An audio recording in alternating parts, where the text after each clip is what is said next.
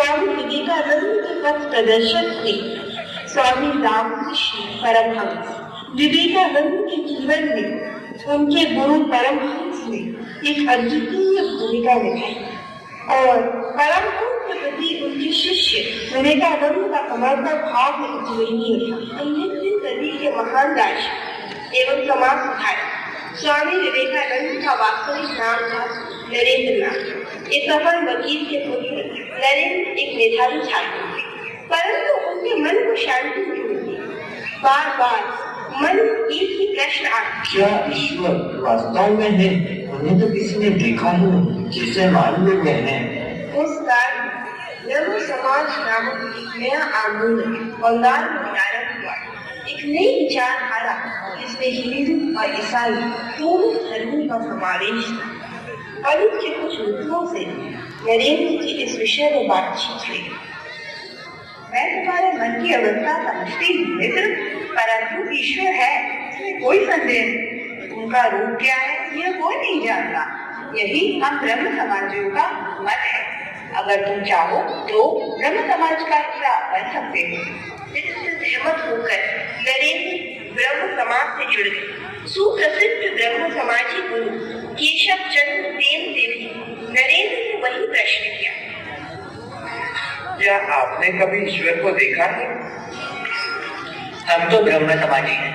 हम मूर्ति पूजा में विश्वास नहीं रखते। ईश्वर निराकार है, उन्हें कोई कैसे देख सकता है? अनुभव तो किया होगा ना गुरुजी? यह कैसा प्रश्न है? किया है, अवश्य किया है। गुरुजी, क्या पता कि आप मुझे भी वही अनुभव करा सकते हैं? नहीं, तुम्हें अपने ईश्वर को स्वयं ढूंढना होगा। 1851 के दिसंबर महीने का वो शुभ दिन आया जब नरेंद्र का परिचय स्वामी रामकृष्ण परमहंस से हुआ। नरेंद्र के एक मित्र उन्हें स्वामी परमहंस के आश्रम में ले गए। नरेंद्र ने स्वामी परमहंस से वही प्रश्न किया। प्रणाम गुरुजी, आपने क्या ईश्वर को देखा है? देखा है, प्रतिदिन देखता हूँ। उतना ही स्पष्ट जितना मैं अभी सुने देख रहा हूँ। सच में मैं नहीं मान सकता। नहीं मान सकते या नहीं मानना चाहते? नहीं मानता, यह असत्य है। सत्य तो यह है कि ईश्वर को किसी ने नहीं देखा। मैं समझ सकता हूँ तुम्हारे मन में अनेक प्रश्न उठते हैं और तुम्हारे मन को शांति नहीं मिलती। एक दिन, एक क्षण के लिए तुमने ये प्रश्न जिनसे पूछा, उन सब से तुम्हें निराशा ही मिली, क्योंकि वे लोग सत्य और ईश्वर से बहुत दूर हैं। परंतु भय मत कर, मैं किसी को निराश नहीं करता। जितने प्रश्न हैं पूछो। नरेंद्र ने एक करके कई प्रश्न पूछे। परमहंस ने प्रत्येक का उत्तर दिया। नरेंद्र चकित रह गए। तब परमहंस नरेंद्र का हाथ पकड़कर उन्हें एकांत में ले गए। हे भगवान, इतनी देर कहाँ हो गई थी तुम्हें? मैं यहाँ तुम्हारी प्रतीक्षा कर रहा था। यह आप क्या बोल रहे हैं गुरुजी? आज तो मेरा आपसे प्रथम परिचय हुआ है, फिर आप मेरी प्रतीक्षा कैसे कर रहे थे? जान गया था, मैं तुम्हें देखते ही जान गया था कि तुम स्वयं एक प्रचंड अग्नि हो, ऐसी अलौकिक ज्वाला जिसमें सब जलकर भस्म हो सकता है। इतना कहकर स्वामी परमहंस ने नरेंद्र की छाती पर अपना हाथ रख दिया। स्पर्श के साथ एक अद्भुत घटना घटी। नरेंद्र बेहोश हो गए और तब उन्हें स्वप्न में मां काली के दर्शन हुए।